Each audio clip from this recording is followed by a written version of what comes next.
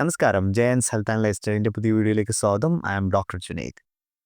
ആളുകൾ ചോദിക്കാറുണ്ട്, നമ്മുടെ തലച്ചോറിൻ്റെ ഫങ്ഷൻസ്, മെമ്മറി കൂട്ടാൻ, ഫോക്കസ് കൂട്ടാൻ ഒക്കെയുള്ള സൂപ്പർ ഫുഡുകളുണ്ടോ? അത് ഏതൊക്കെയാണ് എന്നുള്ളത്. അപ്പോൾ അവർക്ക് വേണ്ടിയിട്ടുള്ള സ്പെഷ്യലായിട്ടുള്ളൊരു വീഡിയോ ആണ് ഇന്ന്. ഈ നമ്മുടെ തലച്ചോറിൻ്റെ ഫങ്ഷൻ ഇമ്പ്രൂവ് ചെയ്യാൻ സഹായിക്കുന്ന നല്ല സൂപ്പർ ഫുഡുകളുണ്ട്, സത്യമാണ്. പക്ഷേ ഈ ആഹാരങ്ങളൊക്കെ വർക്ക് ചെയ്യണമെന്നുണ്ടെങ്കിൽ നമ്മൾ ആഹാര രീതികളിലാണ് ഏറ്റവും കൂടുതൽ ഫോക്കസ് ചെയ്യേണ്ടത്. പല ആളുകളും ചിന്തിച്ചിരിക്കുന്നത് ഇന്നൊരു ആഹാരം കഴിച്ചാൽ അത് തലച്ചോറിൻ്റെ ഫങ്ഷൻ ബൂസ്റ്റ് ചെയ്യും, ഇന്നൊരു ആഹാരം കഴിച്ചാൽ ലിവർ ഡീടോക്സിഫൈ ചെയ്യും.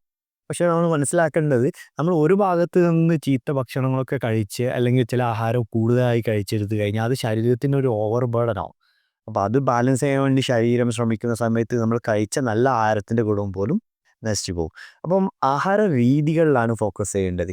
അതിനുപരിയായിട്ട് നമ്മുടെ ശരീരത്തിൻ്റെ ആഹാരം ഡൈജസ്റ്റ് ചെയ്യാനുള്ള എബിലിറ്റിയിലൂടെയൊക്കെയാണ് നമ്മൾ ഫോക്കസ് ചെയ്യേണ്ടത്. പ്രത്യേകിച്ചും ഗട്ടിൻ്റെ ഹെൽത്തൊന്നും ക്ലിയർ ചെയ്യാതെ നമ്മൾ ഏതൊക്കെ ആഹാരം കഴിച്ചിട്ടും കാര്യമില്ല, അത് നമ്മുടെ ശരീരത്തിൽ പിടിക്കില്ല. അപ്പം ഗട്ട് സംബന്ധമായ പ്രശ്നമുള്ള ആളുകൾ ആദ്യം ട്രീറ്റ് ചെയ്യുന്നവരെ ഗട്ടാണ്. അത് ക്ലിയർ ചെയ്താൽ മാത്രമേ നമ്മുടെ ശരീരത്തിൽ ന്യൂട്രിയൻസ് കൃത്യമായി എത്തുള്ളൂ, പ്രശ്നങ്ങളൊക്കെ മാറിയെടുക്കാൻ പറ്റുള്ളൂ. അപ്പോൾ ഞാൻ പറയാൻ പോകുന്ന കുറച്ച് ഫുഡുകളുണ്ട്. അത് തീർച്ചയായും നമ്മുടെ ബ്രെയിന് ഹെൽപ്ഫുൾ ആവുന്നതാണ്. പക്ഷേ അതോടൊപ്പം അങ്ങനത്തെ ആഹാരം കഴിക്കുന്ന സമയത്ത് എന്തൊക്കെയാണ് ശ്രദ്ധിക്കേണ്ടതെന്ന് വീഡിയോയുടെ അവസാനത്തെ ഭാഗത്തും പറയുന്നുണ്ട്. അതായത് ഏതൊക്കെ രീതിയിലുള്ള ആഹാര രീതികളാണ് നമ്മൾ ഫോളോ ചെയ്യേണ്ടതെന്നും ഞാൻ ഈ വീഡിയോയിലൂടെ പറയുന്നുണ്ട്. അപ്പോൾ മുഴുവനായിട്ട് വീഡിയോ കാണാം കേട്ടോ. അപ്പോൾ ഒന്നാമത്തെ സൂപ്പർ ഫുഡുകൾ പറഞ്ഞാൽ ഒമേഗ 3 ഫാറ്റി ആസിഡുകൾ അടങ്ങിയിട്ടുള്ള ആഹാരങ്ങൾ. പ്രത്യേകിച്ചും നമുക്ക് മത്സ്യങ്ങൾ, ഫാറ്റി ഫിഷുകളിൽ, മലയാളികൾക്കാണെങ്കിൽ വളരെ ഫിനാൻഷ്യൽ ബർഡൻ കുറഞ്ഞുകൊണ്ട് കിട്ടാവുന്ന മത്തി അയലകളിലൊക്കെ ഒമേഗ 3 ഫാറ്റി ആസിഡുകൾ ധാരാളമായിട്ട് അടങ്ങിയിട്ടുണ്ട്. ഈ ഒമേഗ 3 ഫാറ്റി ആസിഡ് നമ്മുടെ തലച്ചോറിലെ കോശങ്ങൾ നിർമ്മിക്കാനും അവിടുത്തെ മെറ്റബോളിസം ഇമ്പ്രൂവ് ചെയ്യാനും തലച്ചോറിലെ നീർക്കെട്ടുകളൊക്കെ കുറക്കാനും ഇൻഫ്ലമേഷൻ കുറക്കാനൊക്കെ സഹായിക്കുന്ന നല്ലൊരു ന്യൂട്രിയൻ്റാണ്. അപ്പോൾ ഈ ന്യൂട്രിയൻ്റ് നമുക്ക്, ഞാൻ പറഞ്ഞ പോലെ മത്സ്യത്തിൽ നിന്ന് കിട്ടുന്നുണ്ട്. ചില ആളുകൾക്ക് വെജിറ്റബിൾസ് മാത്രം കഴിക്കുന്ന ആളുകൾ നല്ലൊരു ആൾട്ടർനേറ്റീവ് സൊല്യൂഷനാണ് നട്ട്സുകൾ. നമ്മൾ പറഞ്ഞ മീനിൻ്റെ അത്രത്തോളം ചിലപ്പോൾ നട്ട്സുകൾ ഉണ്ടാവണമെന്നില്ല.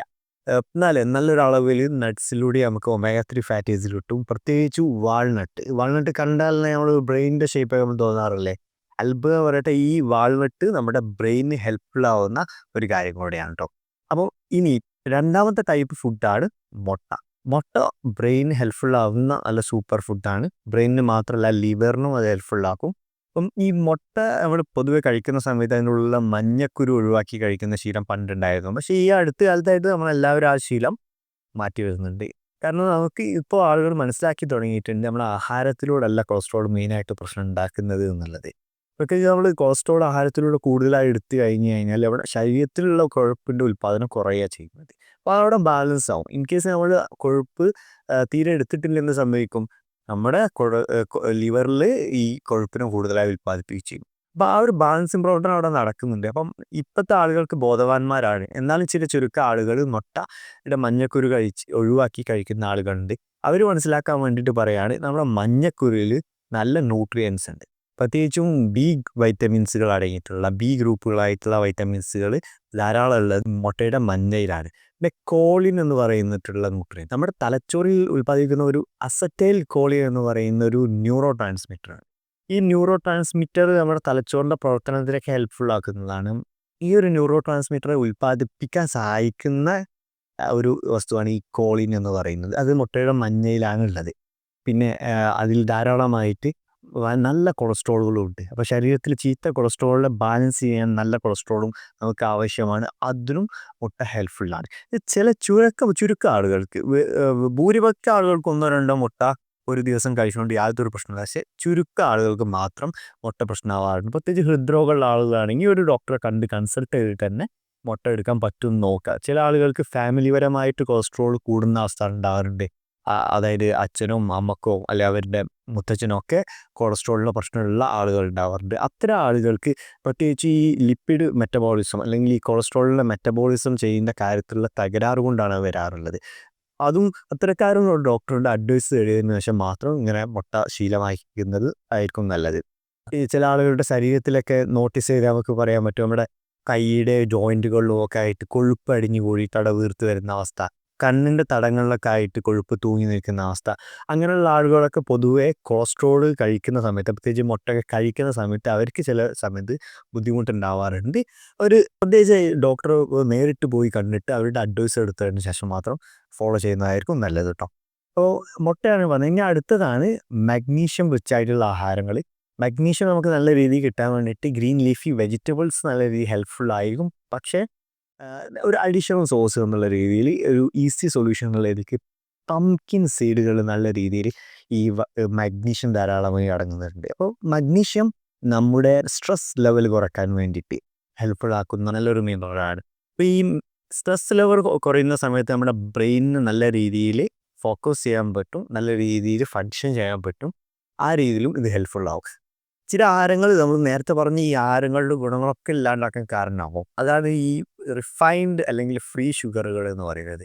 അതായത് അന്നജങ്ങൾ അല്ലെങ്കിൽ കാർബോഹൈഡ്രേറ്റുകൾ അത് നമ്മൾ പെട്ടെന്ന് ഡൈജസ്റ്റ് ചെയ്യാൻ പറ്റുന്ന രീതിയിൽ കൊടുത്തു കഴിഞ്ഞാൽ നമ്മുടെ രക്തത്തിലെ ഗ്ലൂക്കോസ് ലെവൽ പെട്ടെന്ന് കൂടും.